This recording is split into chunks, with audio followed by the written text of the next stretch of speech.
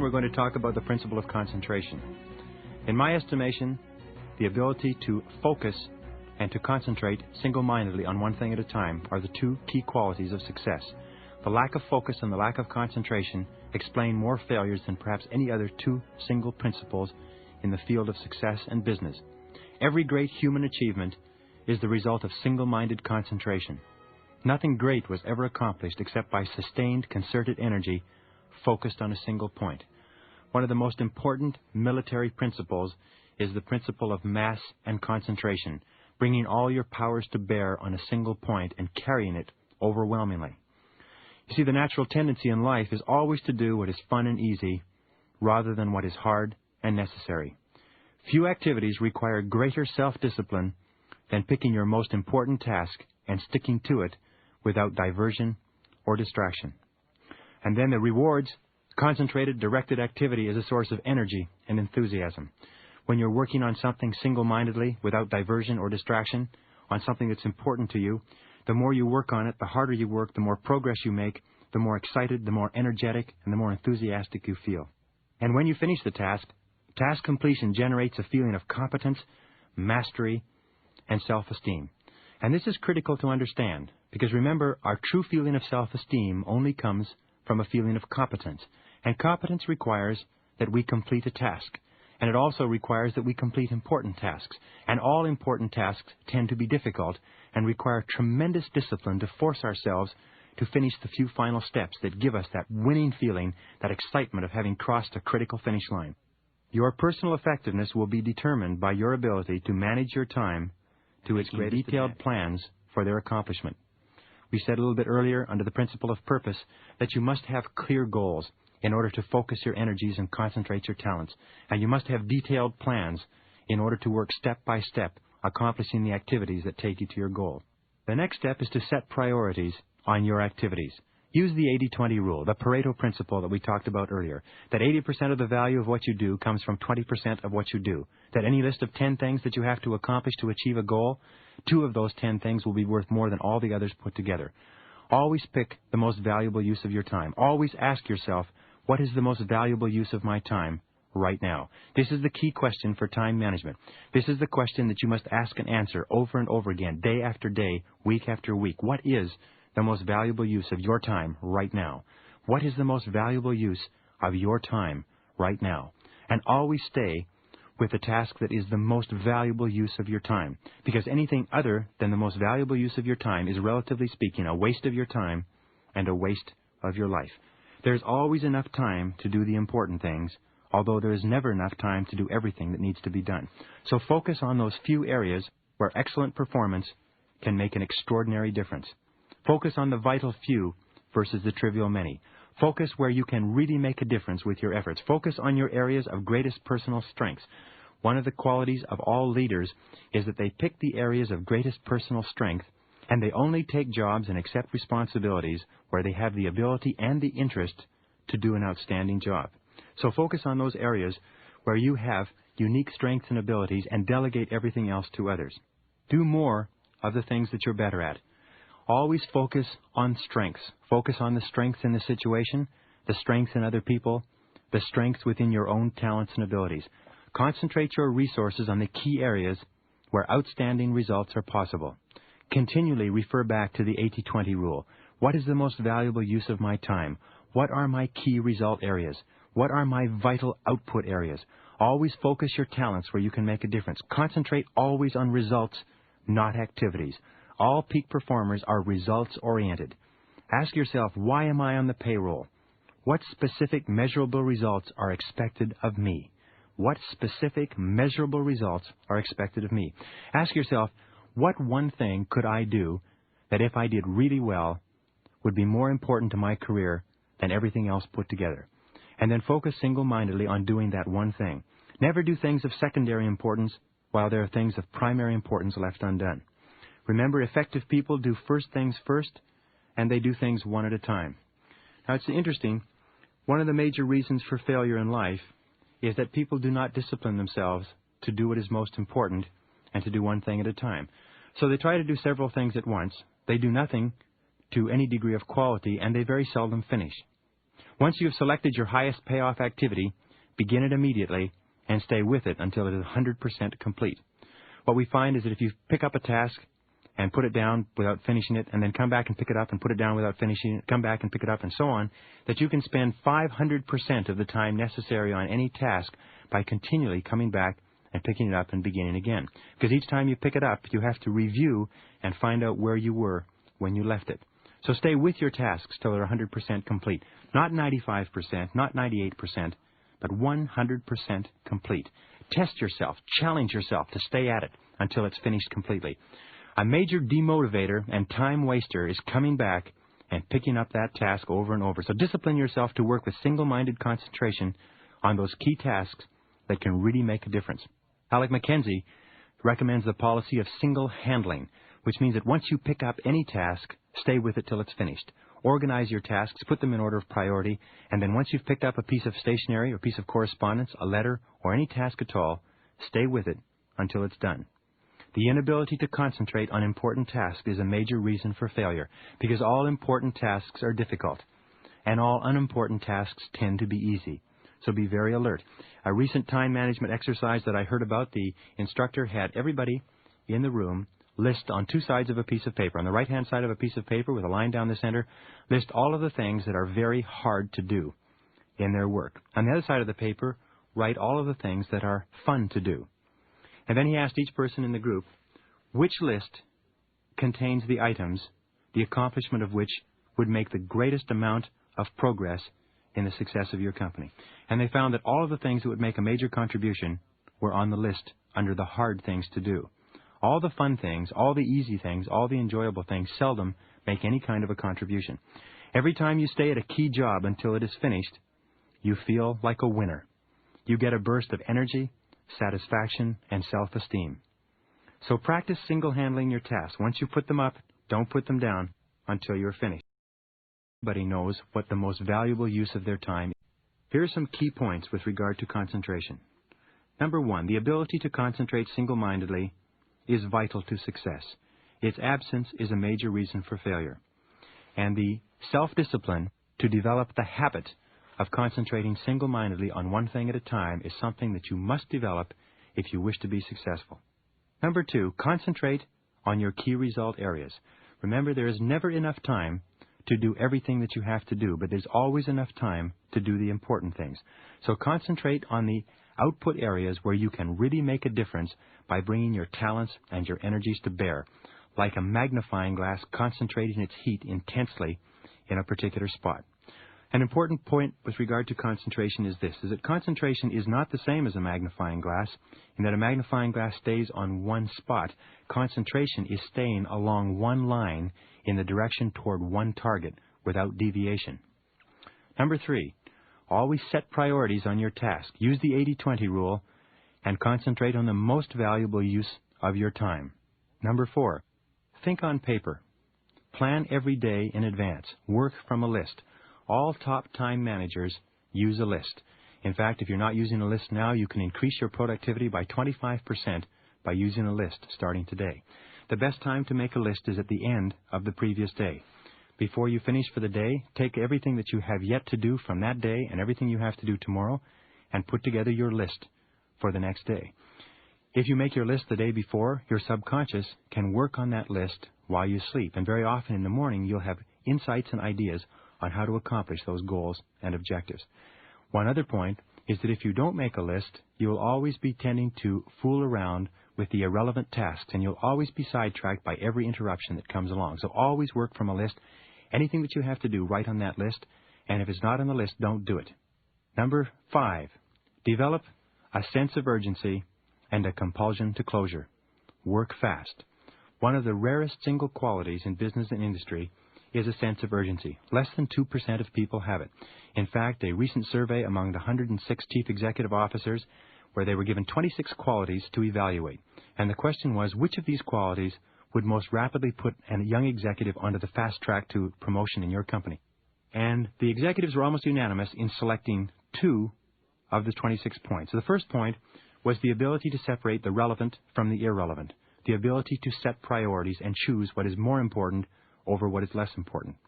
The second quality that they selected was a sense of urgency, the ability to get on with the job and get it done fast.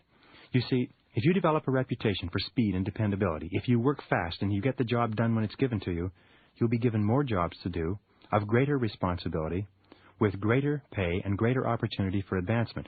But if you only do the job slowly, or you only do it when you get around to it, then you'll always be the last one to which the important assignments are handed. Remember this, number 6, fast tempo is essential to success. The faster you work, the more energy you have. The slower you work, the tireder you get. That's why it is so important to pick the right field for yourself, your area of excellence, where you have unique talents, something that you enjoy doing, something that you're uniquely qualified to do, because when you find the right area for yourself, what will happen is that you'll love your work and you'll want to work fast. And the fast tempo will not only give you more energy, give you more excitement, give you more enthusiasm, but will enable you to do more in a shorter period of time and to increase your value by increasing your productivity. Number 7, the urgent is seldom the important, and the important is seldom urgent. In other words, the urgent tasks that come up on an hour-to-hour basis, which will sidetrack you away from your major tasks, can only be dealt with by working from a list. Once you write the project or the task down on a list, you'll find that it loses its urgency. The important is seldom urgent. In other words, the tasks that you have to do, your key result areas, your major payoff tasks, are seldom urgent, but they are things that have to be done. And it's absolutely essential that you allocate ample time to finish your tasks and finish them with single-minded concentration in advance of your deadlines. We're going to talk about the principle of cooperation, because your ability to get along with others will determine your success in life more than any other single factor. Charles Schwab, the great steel magnate, said, "I will pay more for the ability to get along with others than for any other skill in American industry." Some years ago, the Carnegie Institute of Technology analyzed 10,000 de-hires, people who were let go from their positions over a period of 7 years. They found that 95% of the people who were let go from their companies were let go because of their inability to work well with others. 85% of all the problems you will ever have in life will involve other people. The flip side of that is, of course, that 85% of all the happiness that you'll ever experience will probably come from other people also. The fact is that in life, almost all of our problems seem to talk back. To earn the cooperation of others, the very best way is to practice the golden rule: to do unto others as you would have them do unto you. Practice the law of sowing and reaping. Whatever you sow in your relationships, you will reap in your relationships.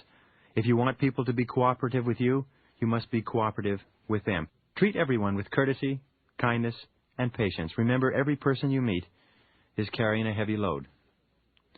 Psychologists tell us that you have a healthy personality to the degree to which you can get along with the greatest number of other people. And the more you like yourself, the more you will like others, and the more they will like you.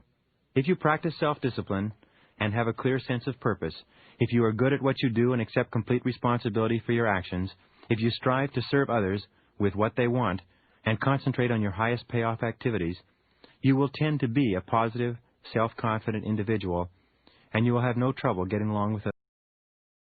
There are some key ideas that can help you to be more effective with others. For instance, to build a base of power and influence, the safest way is to build a network of dependencies. Your power in business or industry or politics will always be determined by who you can call upon for help and assistance. You build your power base by seeking out every opportunity to assist others, with no immediate expectation of return. If you remember the movie The Godfather, where Don Corleone became the Godfather by doing favors for other people, and he would say, upon fulfilling a favor for someone, "Perhaps I will be able to call upon you for a kindness someday." And what he did is he built up a network of dependencies, people that he had helped and who owed him favors, and he could always call upon them. Of course, this strategy presupposes that you are good at your work. And let me make this point very clear, as you can only build power within an organization of value to the degree to which you are excellent at what you do. If you attempt to build a power base to compensate for a lack of excellence, what will happen is that it will just be perceived as being cheap politics, and it will seldom work out. To assure greater success in meetings and negotiations, for instance, the key is preparation. You will always do better with a plan than without. So prepare, prepare, prepare. The power is always on the side of the person with the most knowledge and the best notes. and the most thorough preparation is if you want others to be interested in you, be interested in them. If you want others to like you, like them. If you want other people to respect you, then respect them. If you want others to believe in you, believe in them. If you want to have a friend, be a friend. The law of indirect effort is the key to effective relationships with other people. Without interruptions. Listen without thinking at the same time of what you're going to say as soon as a speaker takes a breath. Listen quietly and patiently and calmly without interrupting or attempting to interrupt. Number 3, pause before replying. Pausing is classy. If you allow 3 to 5 seconds to pass before you respond, you will be conveying to the other person very clearly that you are carefully considering the other person's remarks, and you are avoiding the risk of interrupting. And one other advantage to pausing is that psychologists tell us that you hear better when you pause before replying, because the words that the other person has said soak in, if you like, and you get a better understanding of what the other individual actually means. Number 4, feed it back in your own words. A very powerful tool and very effective in the world of sales is when a person has made a comment or an observation, feed it back in your own words to make it clear to the other that you fully understand and that you've been listening carefully. Number 5, question for clarification. Remember, in conversation, the person who asks questions has control. One of my favorite questions for clarification is simply this. It's, how do you mean? Or, how do you mean exactly? Remember, if there is any question in your mind about what the other person means, you have probably not understood. Ask open-ended questions to control the conversation. All open-ended questions cannot be answered by yes or no. Examples are what, where, when, who, why, and how. These are all questions that encourage the person to expand on the subject. Number 7, ask closed-ended questions to get commitment. A closed-ended question is a question that must be answered yes or no. And closed-ended questions usually begin with verbs like, are you going to be making a decision today? Is this what you're looking for? Does that make sense to you? Something that is praiseworthy. Another key to approval is to be immediate. If somebody does something, give them the praise immediately afterwards. Praise delayed is usually praise that has no effect at all. Be specific when you praise. If a person has done a good job on a specific item, say, you've done an excellent job on this item. Always praise specifically what you would like to see repeated. And 2 other points on approval. If you would like to develop a habit in another person, praise continuously until the habit is developed. If you would like to maintain the habit, then praise intermittently afterwards. In other words, praise the person every second or third time they do it to maintain the habit in place. Another key to cooperative human relations is admiration. Abraham Lincoln said, everybody likes a compliment. And the 2 things that you can quite safely compliment people on are their traits or their possessions. You certainly are punctual, or that's very generous of you, or you certainly are working hard today, is complimenting a person on their traits. People are very proud of their personal traits. Or compliment people on their possessions. People place a lot of emotional significance on the possessions that they surround themselves with. If you praise a person's car, you can never go wrong. Praising a person's children, praising a person's house, or praising a person's clothes, or praising a person's furniture in their house or in their office will always be greeted well by the other person. It raises the other person's self-esteem and makes them far more receptive to working cooperatively with you. And finally, agreeability. Be agreeable. Be an agreeable person. Be the sort of person that people like to have around because you are not argumentative or difficult. And even if you disagree, ask yourself always, how important is this? And if it's not important, let it pass. One of the characteristics of people that we always enjoy is that they smile, they say thank you, they praise and approve our behaviors and our actions, they admire our possessions, and they're agreeable and they're easy to get along with. Now, to encourage teamwork, remember this, that in business and in industry and in all organizations, in our society today, all work is done by teams. And your ability to work well on a team and your ability to build an effective team to get the job done is going to determine your success as much as any other single factor. So here are some keys to encourage teamwork. Number 1, make sure everyone knows what you are trying to accomplish. Make sure everyone knows what you are trying to accomplish. Make it clear that everybody on the team knows what the goals or objectives of the team are. Make sure that everybody knows why you are trying to accomplish it. What is the reason? What is the purpose? Who will be affected and how much? People will go a long way to help you achieve the what if they know the why. I find that in running my offices, I always explain to my secretaries why a letter is to be typed. If I ask a person to place a call, I tell them why. If I ask them to book an airplane flight, I always tell them the reason for it. When a person knows why something is to be done, they have the opportunity to exercise their imagination to find different and even better ways to do it. Point number 2 on teamwork is to make sure everyone knows exactly what they are expected to contribute individually. It's very important that when you build a team, each team member knows exactly what part they are to play, and each other team member knows every other team member's part. And they also know the standard of performance that is expected of each job. Number 3 is make each team member personally responsible for at least one complete part of the job. Each person on a team has to have 100% responsibility for at least one part of the endeavor. When a person has responsibility for one complete part, one discrete unit, as we say, that gives them a feeling of control and personal responsibility on the job. Whereas if they do not have a discrete part of the job to do, it's very easy for them to say that they did their share, and if something isn't done properly, it's not their fault. Number 4 is give ample praise and recognition for performance. The basic rule with regard to team building is give lots of praise and recognition in public, give criticism and constructive feedback in private. Remember, there's always enough praise to give away. Remember, there's always enough credit to go around. And the very best leaders and the best team builders are those who give all the credit to the team members and take all the accountability on their own shoulders. Number 5, personally accept 100% responsibility for anything that goes wrong. Take the blame and share the glory. That exceptional executives are always those who, if a person does not do the job, accept that it is their responsibility for having put the person in the job in the first place. Remember, people make mistakes, and it often happens that you will put a person in a job for which they are not suited. If that's the case, it is not the person's fault. It is the fault of the executive who put them in that position, and it is the responsibility of the executive to remove them.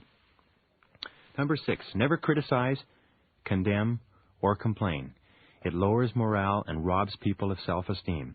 The very best team leaders are those who never criticize or complain about the performance of the players. They give constructive feedback. They give their players advice on how they can do better next time, but they never criticize them or run them down. And number 7, remember, everything that you do that makes other people feel good about themselves boosts your own self-esteem and makes you a more dynamic, successful person. The real key to cooperative human relations is to treat everyone as though they were the most important person in the world, a million-dollar customer. And as I said earlier, your ability to get along with others, your ability to function well on teams, your ability to work well in meetings and to cooperate effectively with other human beings will more than anything else determine the height to which you will rise in your field or industry.